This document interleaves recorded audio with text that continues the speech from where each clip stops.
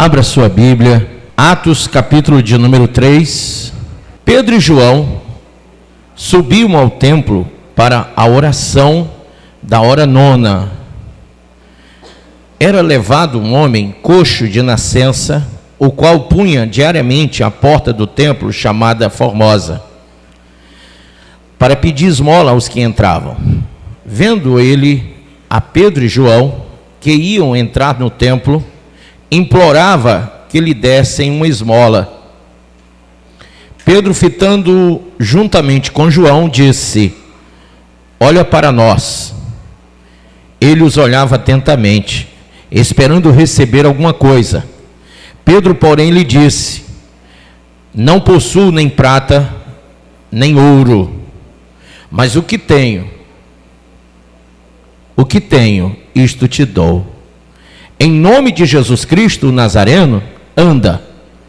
E tomando-o pela mão direita, o levantou, e imediatamente os seus pés e tornozelos se firmaram. De um salto se pôs em pé, passou a andar e entrou com eles no templo, saltando e louvando a quem? A Deus.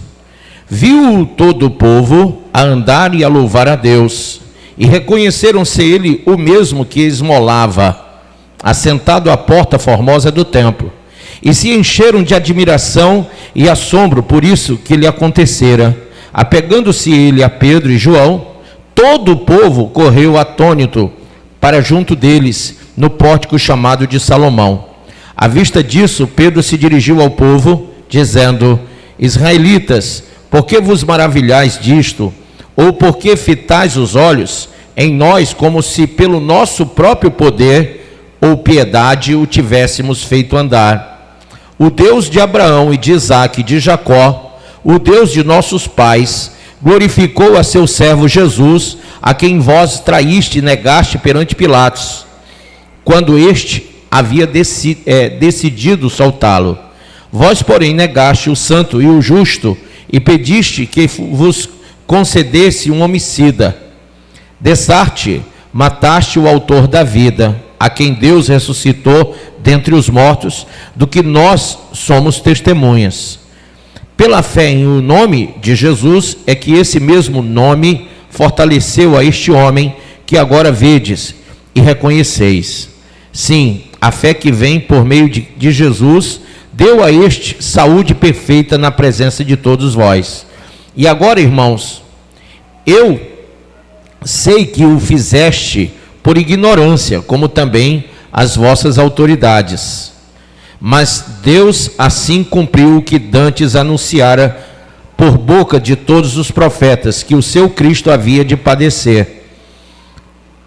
Leia comigo: arrependei-vos, pois, e convertei-vos, para serem cancelados os vossos pecados.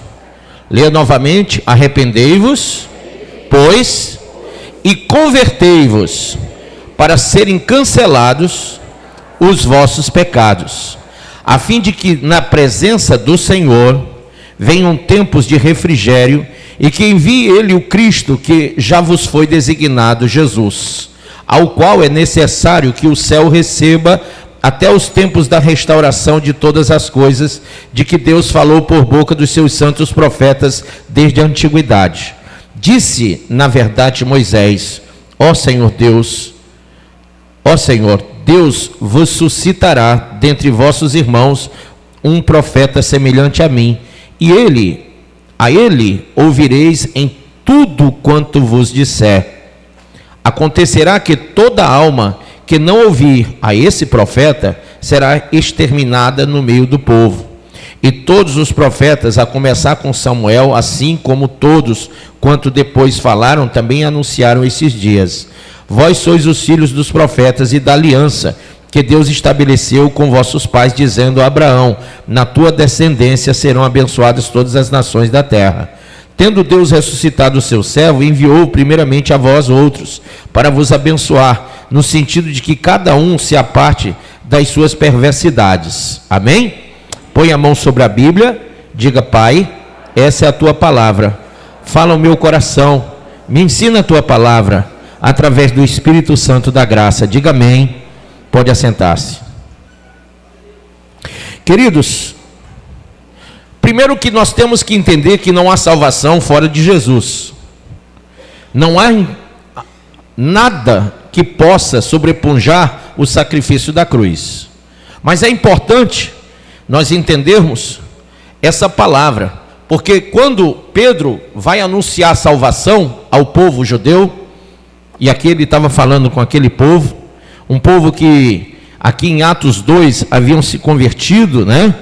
Aqui mais de 3.000 almas haviam sido acrescidas, e eles continuavam na perseverança da doutrina dos apóstolos, e diariamente eles vinham ao templo buscar o Senhor.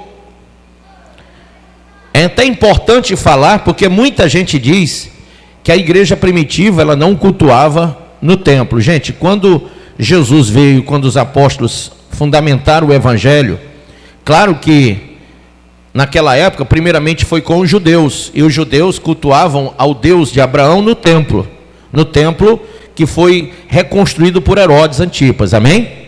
Esse mesmo templo que só foi destruído 70 anos depois de Cristo, através de Tito Augusto, um general de Roma, tá? Que inclusive é considerado historicamente como um anticristo, mas não o anticristo.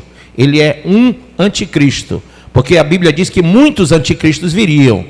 Por exemplo, 400 anos antes de Jesus, no período da Grécia, veio um homem chamado Antíoco Epifânio da Grécia, e ele, conquistando a cidade e o templo, ele fez sacrifícios de porcos, sabe, dentro do templo. Ele sangrou porcos dentro do templo e fez abominação diante do Senhor, dentro do templo do Senhor.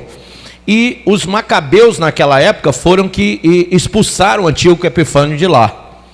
Então a história conta que ele profanou o templo, e ele é considerado um anticristo, não o.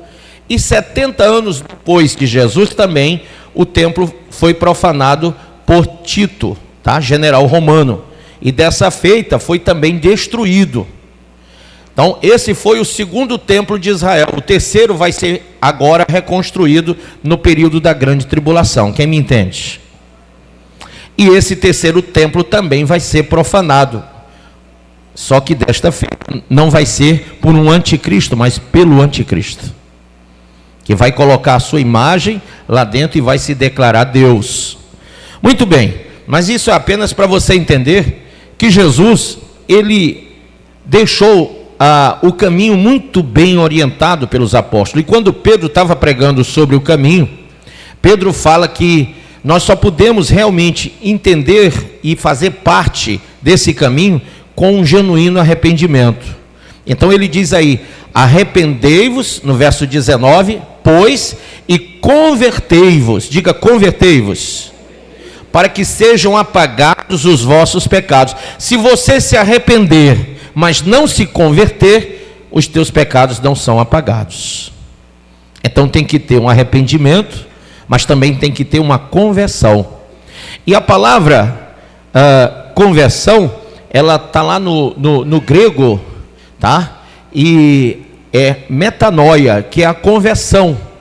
Quando você, através do Espírito Santo, é transformado, você é convertido. Então a palavra transformado lá é convertido.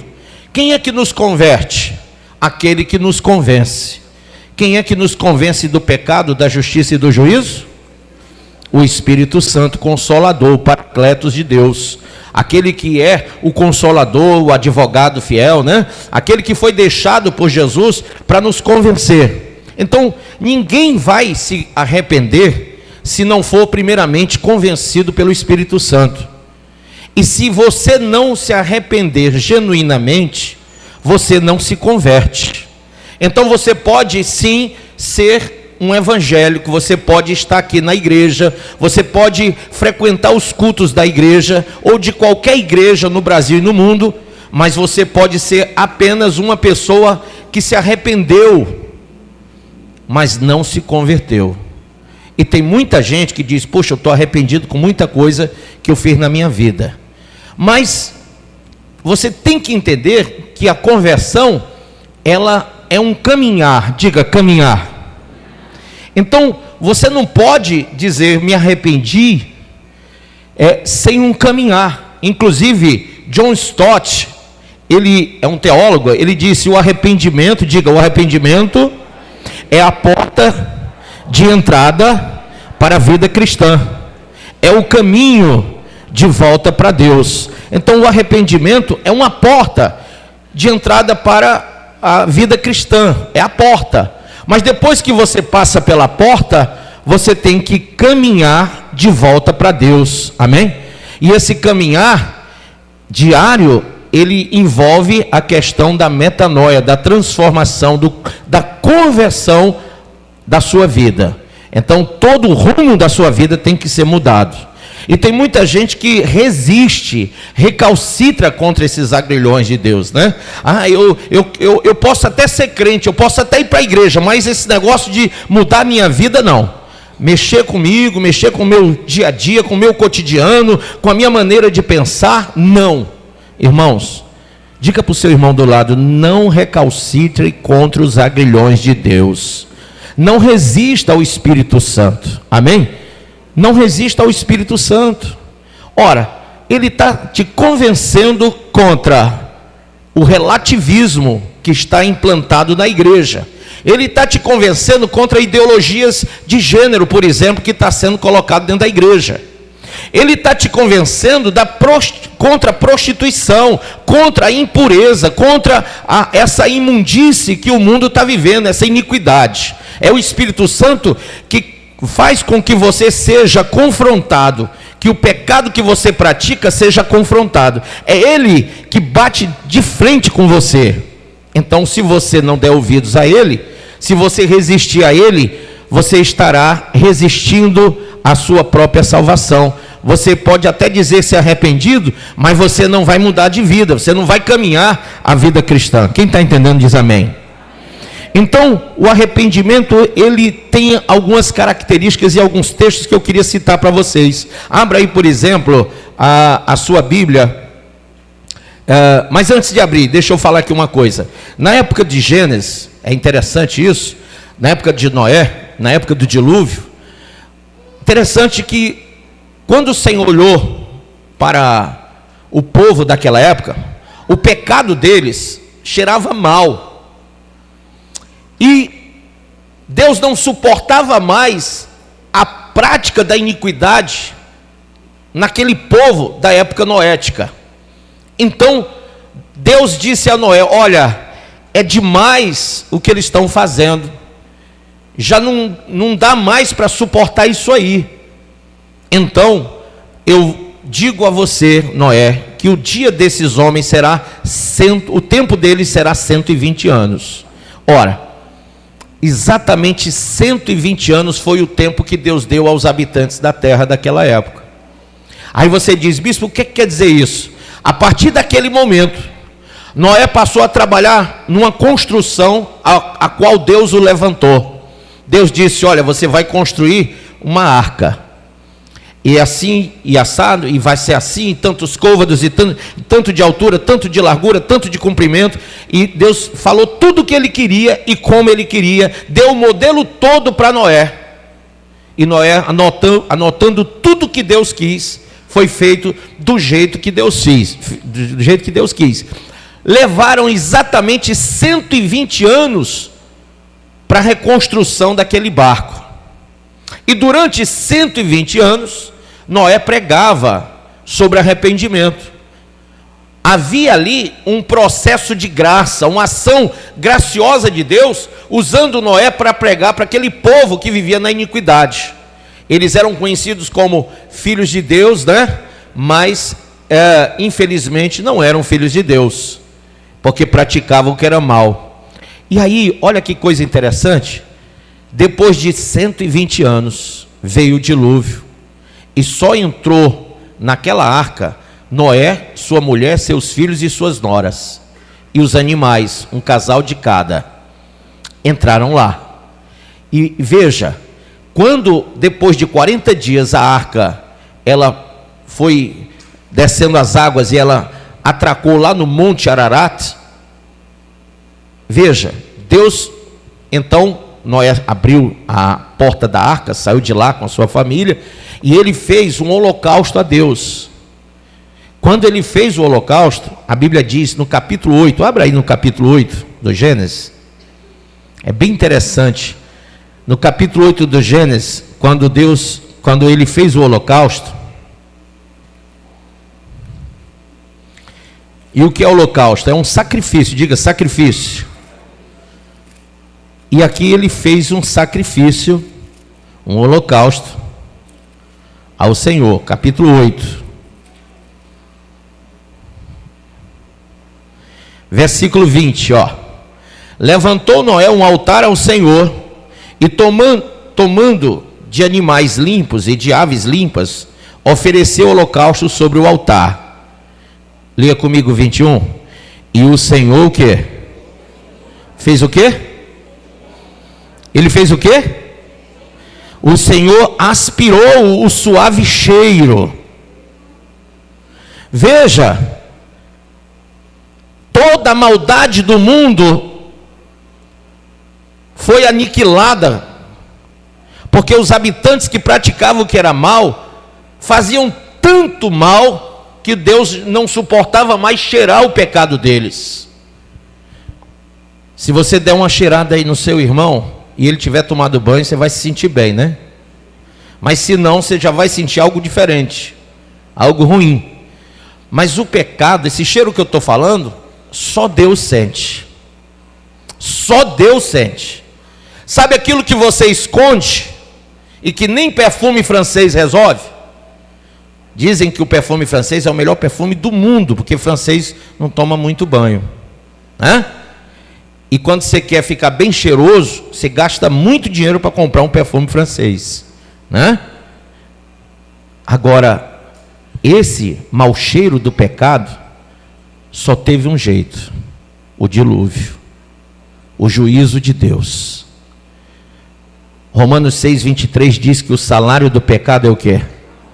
Por isso que eles morreram, porque o salário do pecado é a morte.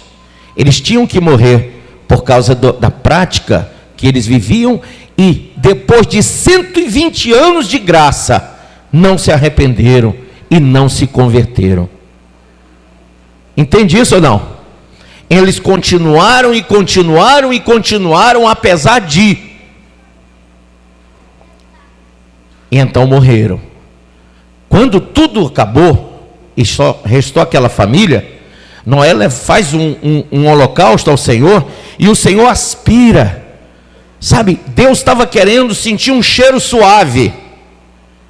Deus não aguentava mais aquela podridão, e agora Deus podia aspirar um cheiro suave, porque aqueles que estavam ali não estavam em comunhão com Deus, amém? Tinham visto todo o juízo, tinham passado pelo juízo, e agora perceberam que Deus não é só amor, Deus também é justiça e juízo.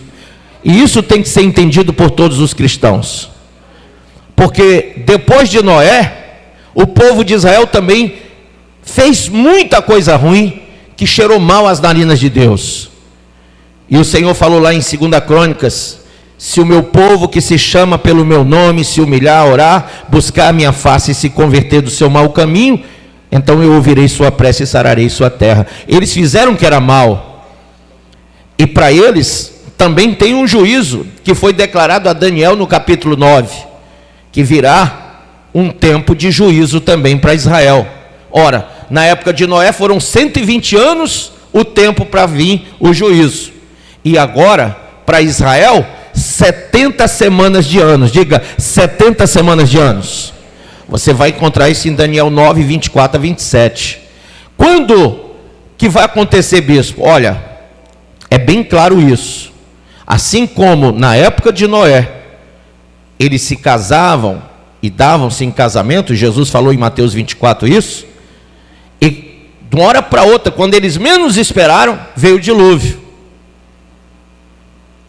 nós já temos cumpridas desde Jesus, desde a morte do Cordeiro, do ungido de Deus, 69 semanas de anos. Ou, para que você entenda isso, cada semana são de 7 anos, da construção da ordem do rei Artaxerxes para Neemias reconstruir a cidade e o templo, tá? Reconstruir os muros e o templo, e ali Zorobabel, Esdras trabalharam com Neemias para isso. Até o final da construção foram 49 anos, tá? Que foram 7 semanas de anos, dá 49. Dali até a morte do ungido, passou então deixa eu lembrar aqui, foram 7 semanas, depois mais 62 semanas de anos, que dá o total de 438 anos. E aí, irmãos, ficou faltando só uma, porque 62 mais 7 dá quanto? 69. Então você tem 69 semanas, e Jesus disse assim, ó, telestai, diga telestai, está consumado. Ele não consumou só a justiça ali diante de Deus, ali foi consumado diante do sacrifício dele a nossa salvação, amém? Aqueles que são de Cristo. Mas ele não foi ali somente para fazer expiação, ele também foi ali para dizer a todos nós que aquela última semana das que faltavam vai começar, porque até a 69 ele disse, está consumado. Agora, irmão, preste atenção, nós temos uma semana que falta, e nós temos um período de 2000 anos que se passaram, conforme Oséias 6, 1 e 2, 2 dias entre Israel e Deus, que seriam, que Deus entraria em contenda com Israel, mas no terceiro dia estaria unido a Israel de novo, que é o terceiro milênio. Então 2000 anos se passaram, e segundo o calendário dos judeus, nós estamos terminando o 6º milênio, no calendário judaico, tá? Porque de Jesus, até Jesus ali, 4.000 anos, e de Jesus para cá mais 2.000 anos. Então o judeu conta, pelo calendário deles, desde o Gênesis, tá? Ele conta do início de tudo, 6.000 anos que estão se fechando agora. E você lembra que o mundo foi feito em quantos dias? 6 dias. E no 7º Deus descansou. Então, Pedro escreveu que um dia para Deus é como 1000 anos e 1000 anos como um dia. Então, desde a criação para cá, 6.000 anos estão se fechando. E nós entramos num período agora, está para entrar a qualquer momento, um período que é chamado pelo judeu de período do Shabat. Diga Shabat. O que é isso? É o 7º milênio, que eles comemoram todo sábado, é o 7º dia, então eles comemoram o Shabat. E o Shabat do milênio está vindo também. E no Shabat, eles têm a crença que é o período em que o Senhor Deus vai agraciar Israel novamente. E de fato, o Mashiach que eles esperam vai vir reinar no Shabat, que é o 7º milênio. A grande questão é que antes do Mashiach vir, ainda vai vir o anticristo. Depois dos anticristos que já vieram no mundo, vai vir e ele vai vir conforme apareceu nessa Olimpíada aí, num cavalo branco, reinando sobre todas as nações. Quem viu as bandeiras das nações atrás? E ele vai vir para enganar o mundo todo. O anticristo, não agora é ele vai reinar 7 anos na terra. Por que o ambiente hoje é de guerra? Porque ele vai trazer uma falsa paz. Por que economicamente falando, o mundo vai entrar em colapso? Porque ele vai trazer prosperidade, uma falsa prosperidade. Mas ele vai fazer com que as dificuldades do ser humano sejam todas organizadas para que todos dependam dele e da nova ordem mundial do governo dele. Tá? Então preste bem atenção. Bispo, por que o senhor está dizendo isso? Porque desde Noé que nós recebemos a palavra do arrependimento. E quando Pedro pregou aqui, em Atos 3, ele também falou aos judeus sobre arrependimento. E quando Paulo foi levantado como apóstolo dos gentios para a formação da igreja, ele também falou de arrependimento. E será que nós entendemos mesmo sobre arrependimento?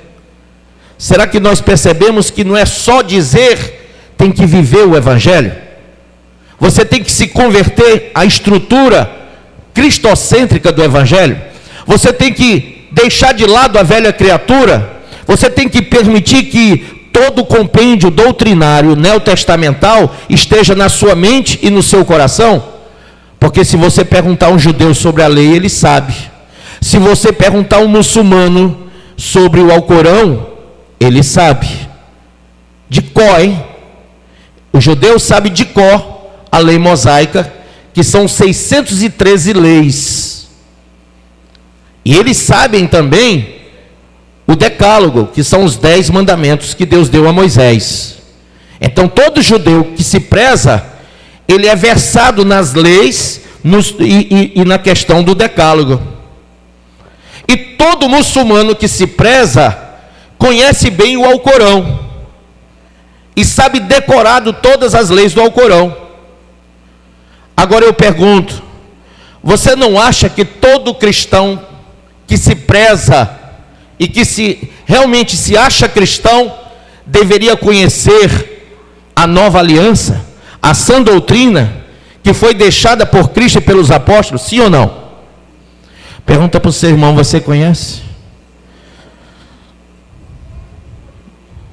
E talvez o seu irmão fique assim meio irritado ou com vergonha de dizer, olha, eu acho que não, porque eu não sei nem abrir a Bíblia, porque eu não sei nem onde está o livro de Mateus na Bíblia, porque eu tenho dificuldade de ler a Bíblia, eu tenho dificuldade, eu não tenho tempo para essas coisas, e eu vou à igreja e me contento em ouvir alguém falar alguma coisa.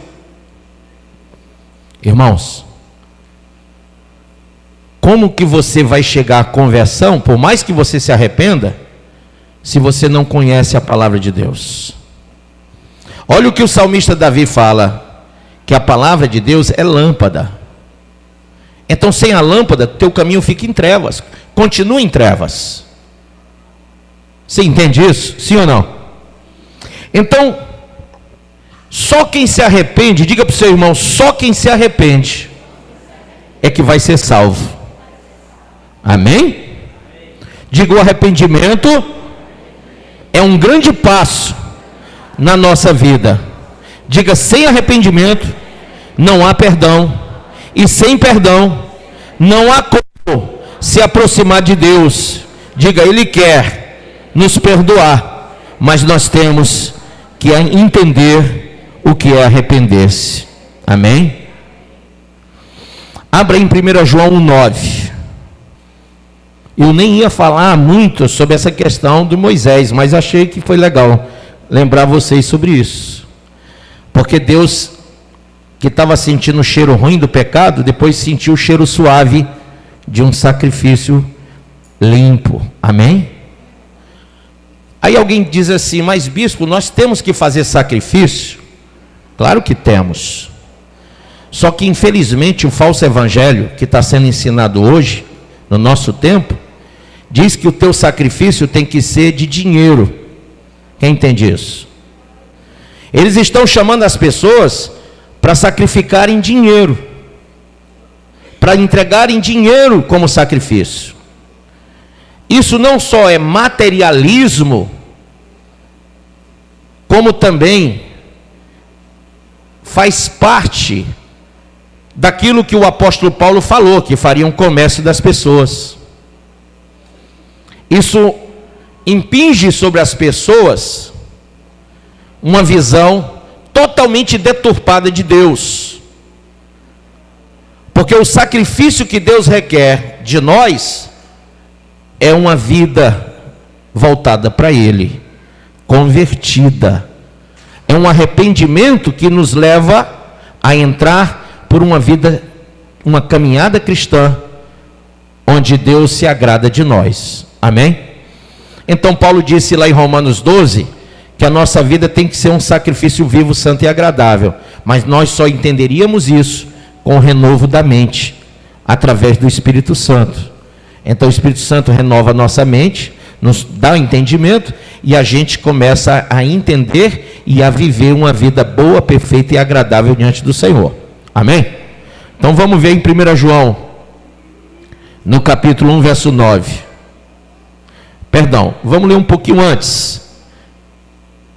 Versículo 7 diz: se porém andarmos na luz, como Ele está na luz, mantemos comunhão uns com os outros, e o sangue de Jesus, seu Filho, nos purifica de todo o pecado. Vamos dizer de novo? Se porém andarmos aonde? Que luz é essa? Diga, palavra. Escreve do lado. Se andarmos de acordo com a palavra. Volta a perguntar. O judeu conhece as 613 leis e os 10 mandamentos. O muçulmano conhece o Corão todo. E você conhece a sã doutrina? Conhece? Então como que você vai andar na luz se você não conhece a luz? Entende por que crente tem que ler muito a Bíblia? Sim ou não? Por que crente tem que ir muito ao culto? Por que crente tem que orar muito? Por que nós não podemos ser negligentes no tocante a essas coisas? Irmos à escola bíblica, irmos à vigília. É porque, irmãos, nós temos que conhecer a luz. Vamos conhecer a luz. Então você vai lá na Enel conhecer a luz? Vai dar? Vamos conhecer a luz. Quando você quer conhecer a luz, você senta lá no seu quarto, bota lá numa mesinha e vai ler a Bíblia. Mas não é 10 minutos não. É 1 hora, 2 horas, o tempo que você conseguir. E vai ler muito, e muito, e muito. E à medida que você vai lendo, você pede ao Espírito Santo que te dê o entendimento. Aí você vai conhecer a luz. Amém? Ele diz: se porém andarmos na luz, e eu só posso andar se eu conhecê-la, como Ele está na luz, porque Ele está de acordo com a palavra dele, mantemos comunhão uns com os outros, e o sangue de Jesus, seu Filho, nos purifica de todo pecado. Então, se eu não ando na luz, se eu não ando na palavra, o sangue de Jesus me purifica? Não. Então entenda como pesa ser neófito, ser ignorante no tocante ao conhecimento da palavra. É muito perigoso. Diga para o seu irmão, isso é muito perigoso. Isaías diz assim: quem vos ensinou a só pisar nos meus átrios? Está lá no capítulo 1, né? Então tem gente que só pisa aqui, mas não entendeu ainda que tem que andar na luz. Veja no verso seguinte: se dissermos que não temos pecado nenhum, a nós mesmos nos enganamos, e a verdade não está em nós. Porque se a verdade está em você, você é confrontado e você entende que você é um miserável pecador. Amém? 9. Se confessarmos os nossos pecados, Ele é fiel e justo para nos perdoar os pecados e nos purificar de toda injustiça. Amém ou não amém? Mas aí é que está. É pré-requisito para você ter os seus pecados anulados, que você se arrependa, como disse Pedro lá em Atos 3,19. Se você não se arrepender e não se converter, os seus pecados não serão cancelados. E se você não tiver a luz, que é a palavra de Deus, você não vai conseguir entender o caminho, e por conseguinte não terá conversão. E se não tem convertimento, não tem também perdão de pecados. O segundo ponto, diga: Deus é fiel. Diga: eu confio nele. Quando estamos verdadeiramente, diga, arrependidos, Deus nos perdoa. Ele limpa nosso coração Ele nos purifica de todo pecado. Agora, para isso, diga, é necessário confessarmos humildemente nossos pecados. E como é que você vai confessar humildemente, sem soberba, sem orgulho, sem jactância nenhuma, se você não foi convencido? Então você precisa do Espírito Santo a cada segundo para isso. Quando você se arrepende, de verdade, você recebe vida de Deus. Não é essa vida que a falsa igreja está pregando hoje. Olha, Deus tem para ti uma vida arregalada. Ainda diz esse nome, que eu ainda estou para entender esse nome de arregalada. Como é arregalar? No vocábulo, no vernáculo da língua portuguesa, eu ainda não entendi isso. Mas eu acho que eles querem dizer que vai ser uma vida cheia de riquezas, cheia de conquistas materiais. Porque o materialismo, desde o iluminismo, entra na igreja. Mas você tem que ter cuidado com esse materialismo, porque todos aqueles que são amantes do dinheiro transpassam a si mesmo com muitas dores. E como está lá em Hebreus 9:27, após a morte vai o quê? O juízo de Deus. Sabe qual é o problema? É que hoje você está vivo e pode se arrepender, mas depois da morte não tem mais arrependimento. Mas tem aí uma falsa igreja que vem lá do romanismo antigo, que aceita o paganismo, que tem em seu bojo doutrinário muitas coisas do paganismo, que inventou o tal do, como que chama? Purgatório. E eles ensinam aos fiéis que depois da morte não segue juízo nenhum.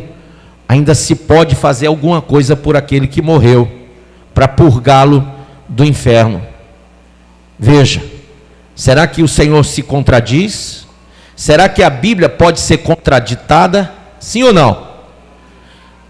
Gálatas 1:8, Paulo disse: ainda que o anjo desça do céu e vos anuncie outro evangelho, o qual não é o evangelho, seja ele anatematizado, ou seja, amaldiçoado, porque não existe nada que possa ser contra a palavra de Deus. Então depois da morte não tem purgatório. E tem outros que inventaram o aniquilacionismo, dizendo que depois que morre acaba tudo, não tem vida nenhuma depois da morte. Esses daí também, coitados, são baseados em pensamentos que vêm de ateus, de gnósticos. Então eles, por terem recebido o gnosticismo, o ateísmo, eles pensam que depois da morte não tem mais nada. Mas eu continuo com a Bíblia: depois da morte tem juízo. Amém ou não amém? Tem juízo. Existem aqueles que inventaram também outro sistema doutrinário do pós-morte, que diz que depois da morte você vai reencarnar e reencarnar e reencarnar, e você nasce como mulher, depois pode nascer como homem, depois pode vir como um gatinho, um cachorrinho e um passarinho e qualquer inho desses aí, até que a sua alma seja purificada. Os reencarnacionistas se baseiam nos manuscritos de um homem chamado José Hipólito. Você já ouviu falar de José Hipólito? Acho que não. Porque ele, quando escreveu o que escreveu, a mentirada toda que ele escreveu, ele colocou o nome de um médico francês que já havia falecido, Allan Kardec. Mas Allan Kardec morreu muito antes de José Hipólito, então ele nem sabia de nada daquilo. Vai ver que Kardec nem compactuava com tudo aquilo.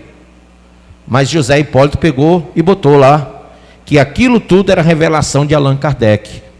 E você vai ter muitos livros dentro da doutrina espírita falando, não com a assinatura de quem escreveu aqueles livros, que são revelações de espíritos desencarnados, mas com o nome de um espírito desencarnado, segundo eles. Isso tudo, eu continuo com Hebreus 9:27, após a morte segue o juízo. Porque a Bíblia diz que vai passar tudo nessa vida, mas a palavra de Deus permanece. O céu e a terra vão passar, mas a palavra de Deus sempre vai permanecer. Então o Kardec já foi, o José Hipólito já foi, sabe, todos os que escreveram o que escreveram já foram. Todos. Mas Jesus, quando ele foi, ele ressuscitou ao terceiro dia.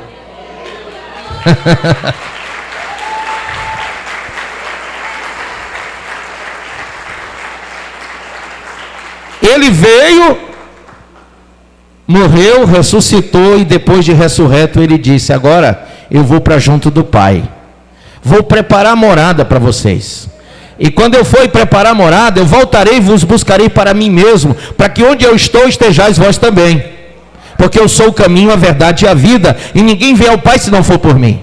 Então pense que um arrependido, ele tem que ter a consciência de que quando ele se arrepende, ele recebe vida. Amém? Porque Jesus é vida. Diga, Jesus é vida. Lá em Ezequiel 18:32 diz assim: pois não me agrada a morte de ninguém, diz o Senhor. Arrependam-se e vivam. Amém?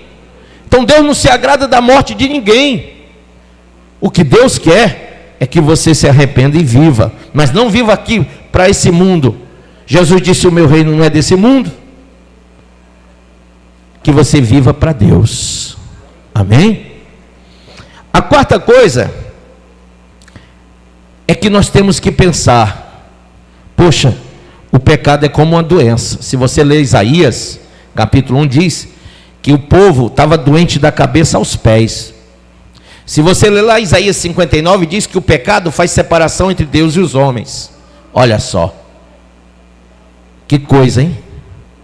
Se você vai ler Isaías capítulo 52, você vai ver que somente através da pregação é que os homens iriam chegar ao arrependimento. Mas no 53 diz: quem deu ouvidos à nossa pregação? Essa é a questão. Se você não der ouvidos, e a fé vem pelo, você não vai se arrepender. Eu não estou te convidando para você ser proselitado. E olha que eu não sou contra alguém ser proselitado dentro da religião cristã. Amém? Dentro do conceito doutrinário neotestamental de Cristo e dos apóstolos. Isso é necessário que você seja proselitado assim. Mas infelizmente não é assim que acontece hoje. Existe uma confluência de informações que estão levando você ao devaneio, a aceitar coisas que nada tem a ver com Cristo. E aí quando você, infelizmente, é mal orientado, e isso acontece muito, você acaba entrando em caminhos que não são os caminhos de Deus.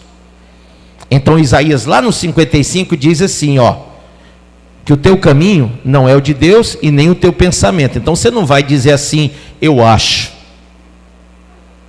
Você não vai relativizar ou subjetivar o caminho da salvação dizendo eu acho. Você também não pode dizer assim, olha, eu tenho mais prazer, eu quero uma igreja que me dê prazer, eu quero estar num caminho que eu sinta prazer de estar lá, porque eu não vou para um canto que eu não tenha prazer de estar lá. Você acha que o caminho da cruz é prazeroso? Quem já viu um filme aí que mostra a crucificação de Jesus? Levanta a mão. Você acha que ele estava tendo prazer ali? Muita dor, né? E ele disse, olha, quem quer vir após mim, negue-se a si mesmo, tome a sua cruz e me siga. Então ele não chamou você para o prazer. Hoje, as pessoas estão sendo chamadas não para um cristianismo vivo, não para o arrependimento genuíno, mas para terem uma religião que lhes dê prazer. E é por isso que existem aí muitos coaches dentro da religião. Eu não sou contra coach lá na visão empresarial, que lá é outra história. Mas dentro da igreja, nós não precisamos de coach e nem queremos coach, porque nós temos o Espírito Santo e a palavra de Deus. E dentro da igreja, dentro da eclesiologia da igreja, não tem coach. Tem apóstolo, tem pastor, tem presbítero, tem evangelista, tem profeta, mas não tem coach. Os coaches estão envolvidos numa visão moderna, pós-moderna, no historicismo humano, no humanismo, até numa visão cientológica. O coach, ele tem um arcabouço de conhecimento para poder fazer como os rábulas. Lá na antiga Roma, havia uns rábulas, que eram homens que convenciam as pessoas sobre coisas. Eles eram contratados por alguém para convencer alguém de alguma coisa. Era chamado de rábula. Depois os rábulas originaram historicamente o que hoje nós conhecemos como a profissão de advogado. Entendeu? Então os advogados da antiguidade eram chamados de rábulas, porque eles convenciam os outros sobre alguma coisa. E muitas vezes, e quase sempre, para alguém pagar para o outro fazer um convencimento, é porque o negócio não era verdadeiro. Então eles tinham que inventar uma história para convencer o outro. Assim como hoje um advogado vai defender alguém que matou, que roubou, que isso, aquilo, outro, e ele vai, para atenuar a pena ou para te livrar o cliente, ele vai usar de todo o arcabouço que ele tem doutrinário do direito e do conhecimento que ele tem da lei. A questão é que nós não somos rábulas, nós somos cristãos. E nós não temos que usar de nenhum artifício a não ser Cristo. Nós não temos que ter nenhum tipo de ambiente propício para você ser visitado pelo Espírito Santo, ou para você receber a gloriosa palavra da salvação, e para que você chegue ao arrependimento genuíno, porque o ambiente já foi criado por Jesus, quando ele disse: eu vou ao céu, mas vos enviarei o Paracletos, que é o Espírito Santo. É ele que vem até nós para nos propiciar o entendimento que nos leva ao arrependimento e a uma nova vida. Nós estamos enfermos, mas Ele é a cura. Quem crê? E o Espírito Santo, Ele está aqui agora. Quem está sentindo a presença do Espírito Santo? Veja, arrependimento não é remorso, eu sempre digo isso. Mas mais do que dizer isso, eu queria que você entendesse que o arrependimento é uma decisão racional. Diga racional. Um ato, diga um ato profundamente emocional também e espiritual também. Eu uno razão, eu uno emoção e eu uno espírito. Por quê? Porque dentro da minha razão e da minha emoção, eu tenho que me definir espiritualmente. Amém? Então você pode estar sentindo aí a presença do Espírito Santo, mas racionalmente falando, você tem que entender a propositura do Evangelho, de que se você se arrepender e se converter, você vai ser salvo. O teu pecado vai ser anulado. Mas isso é uma coisa racional, emocional e espiritual. Entende isso? Você está percebendo isso agora? Sabe por que todo mundo foi para perto de Pedro naquela hora? Porque um coxo foi curado. Mas se Pedro não tivesse curado o coxo, e Deus foi que curou, segundo Pedro, Pedro disse: olha, eu não curo ninguém, quem cura é aquele lá de cima. Ele apenas me usou para isso. Todo o poder vem dele. E Tiago concorda com isso, irmão de Jesus, disse: olha, todo dom perfeito e toda dádiva vem do alto. Amém? Então quando Pedro determinou a cura daquele coxo, o povo que estava lá entrou em polvorosa, querendo chegar perto de Pedro, como se Pedro fosse Deus. Mas Pedro não usurpou ser Deus e disse: olha, não sou eu, é Ele. Não é para mim, é para Ele toda a glória. Então vocês estão aqui porque viram esse milagre que Ele fez. Mas sabe quem é Ele? Ele é o Jesus que vocês crucificaram. Ele é o Jesus que vocês rejeitaram. Ele é o Jesus que vocês não quiseram conhecer.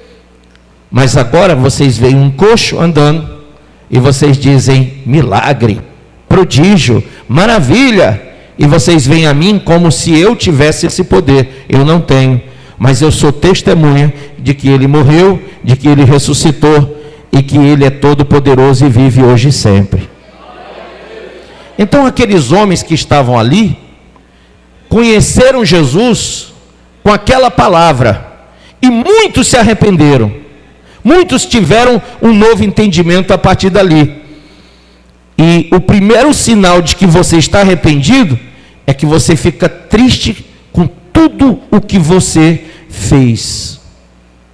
Você está triste com tudo que você fez? Sim ou não? Sim ou não?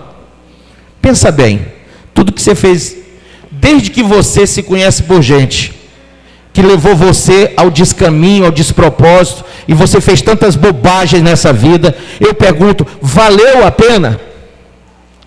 A droga, a bebida, a prostituição, a mentira e todo o resto? Se você está triste com o que você fez, você está entrando em arrependimento agora. Segunda coisa, quando você está arrependido, você busca se redimir. Exemplo, alguém deve a alguém alguma coisa e não pagou. E o alguém que não recebeu, chegou para aquele alguém que estava devendo e disse, olha, você não me pagou, você está me devendo, você é desonesto. E aquele lá, que é desonesto,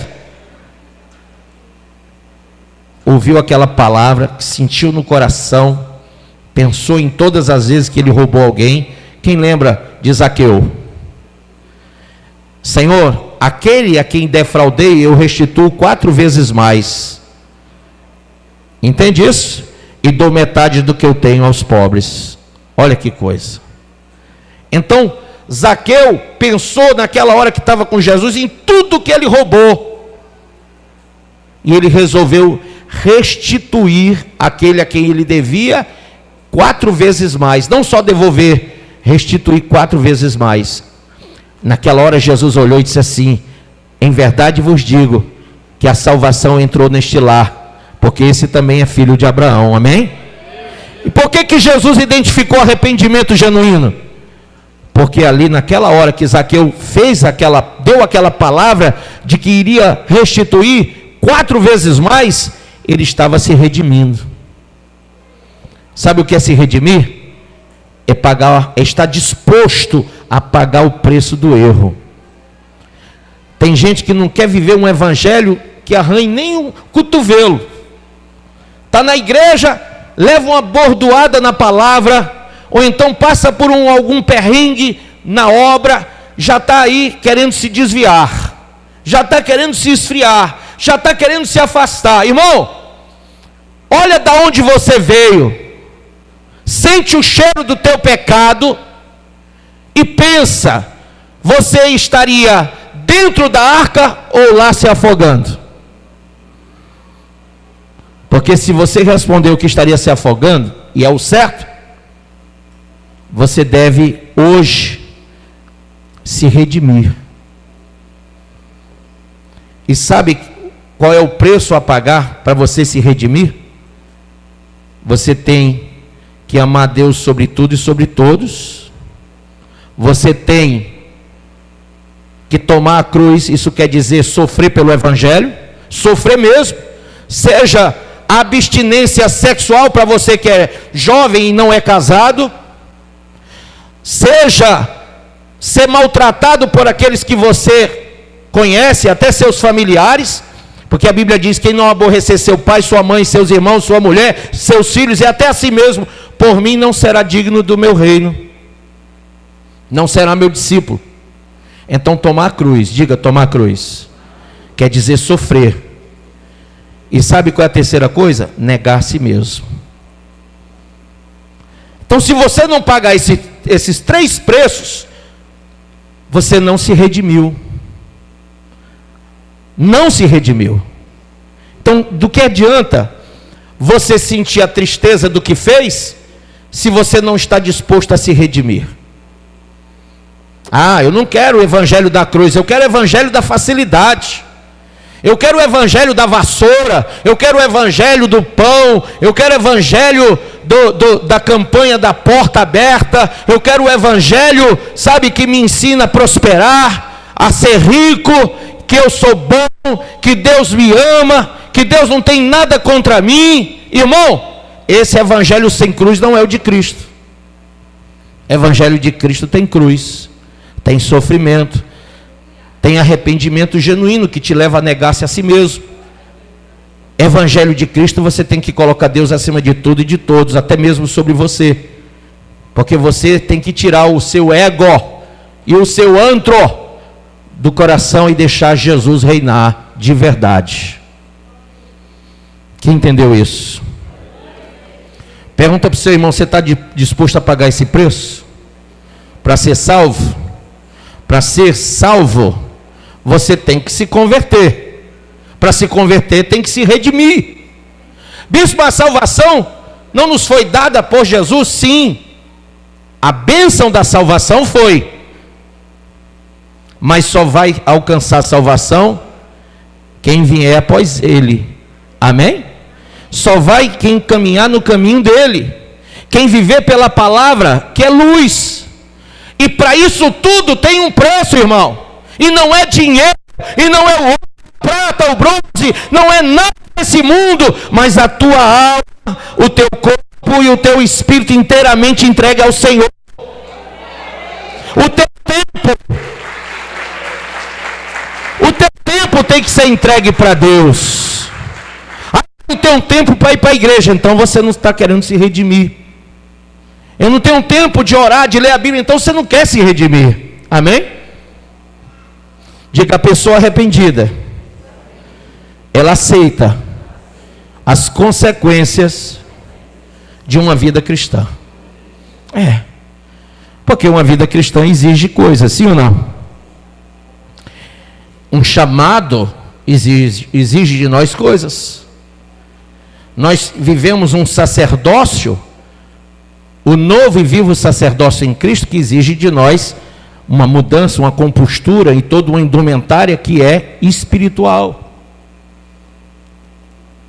Imagine aquela boda lá em Mateus 22, que o rei olhou e disse assim: amigo, quem te deixou entrar aqui com essas vestes? Porque todos tinham veste nupcial, menos ele. O que ele está dizendo? Olha, para estar aqui comigo no meu reino, tem que estar de acordo, a caráter, tem que estar do jeito que é a minha vontade. Os hedonistas, eles querem prazer, então eles não querem dar prazer, eles querem ter prazer. Existe um tipo de gente também, que é assim, irmão gêmeo dos hedonistas, são os eudaimônicos. Sabe o que é o eudaimônico? É o que busca felicidade aqui na terra, através das virtudes. Eu sou bom, e esse altruísmo é terrível. Eu sou tão bom que eu mereço ser feliz. E tem gente que diz assim, eu estava ouvindo inclusive um ator aí de Hollywood, ele estava falando e dizendo: olha, o que importa nessa vida é ser feliz. E eu olhei para minha esposa e disse: está vendo? Eudaimonismo. Isso se espalhou feito pólvora nas igrejas. Hoje todo mundo diz que o que importa é ser feliz. Irmão, isso é diabólico. Ô bispo, o senhor quer que eu seja triste? O senhor quer que eu seja cabisbaixo, depressivo? Não, porque quem tem Jesus tem tudo. Quem tem o Espírito Santo não anda cabisbaixo, porque a alegria do Senhor é a nossa força. Ao contrário, quem tem a salvação, quem tem o Espírito da graça, jamais entra em depressão. Sabe, não entra mesmo. Não vive nessa angústia da vida. Por quê? Porque você é convencido que a tua vida está lá e não aqui. O teu tesouro está lá e não aqui. Então você não entra nesse jogo de empurra desse mundo. É um empurrando o outro para ser feliz, para conquistar as suas vontades, as suas volições humanas. Eles não estão nem aí. Passam por cima um dos outros. O marido trai a mulher trai o marido. Hoje tem o tal do trissal, quadrissal, e é tudo sal, e nada desse sal presta, é tudo insípido, tudo feito para ir para o fogo, o lago que arde com fogo e enxofre. Então talvez você encontre felicidade, prazer aqui na terra, mas é momentâneo. é só agora. Eu não. Eu encontrei o meu prazer na lei do Senhor. E a minha alegria é a eternidade com Deus. Eu não vivo na dimensão do pensamento humano, porque ele não é de Deus. Lá em Isaías 55 diz: o meu pensamento é mais alto e o meu caminho é mais alto. Então, na dimensão de Deus, nós vencemos o hedonismo e o eudaimonismo. Amém? Vencemos. Nós não somos agregados, nós somos congregados ao corpo de Cristo. Quem está entendendo, levanta a mão. E por último, mas não menos importante, diga: a pessoa arrependida muda de comportamento. Quem já viu uma pessoa que é crente há muito tempo e não muda? Rapaz, mas você, hein? A mesma pessoa, até pior. Hein? Até pior. Há quem diga isso: rapaz, eu pensei que você ia mudar para melhor, mas você mudou para muito pior mesmo. E por quê? Porque, irmãos, muita gente não entendeu o que é confessar pecado, o que é se arrepender, o que é andar na luz. Não entendeu ainda. Então, um arrependido, ele muda todo o seu comportamento. Às vezes a gente diz assim para o crente do século 21, irmão, irmã, seja sóbrio no andar, no vestir, no falar, no pensar, no agir. Aí o irmão diz assim: não gosto dessa conversa não, eu quero ser crente moderno. Eu gosto dessas igrejas que liberam geral. E tem, irmão, a teologia liberal, satânica, diabólica, que está se espalhando no mundo todo e está acabando com a igreja do século 21. A teologia liberal está libertando os crentes que não são convertidos, porque tem crente que não é convertido. É o crente que está dentro da igreja, mas está com raiva da igreja, tem raiva do pastor, tem raiva da Bíblia, tem raiva de tudo que se fala em santidade, purificação, regeneração. Sabe quando você diz não, aquela pessoa fica com raiva. Por que não? Eu sou maior de idade, sou vacinado, sou isso, sou aquilo outro. Irmão, a Bíblia diz não é não. Amém?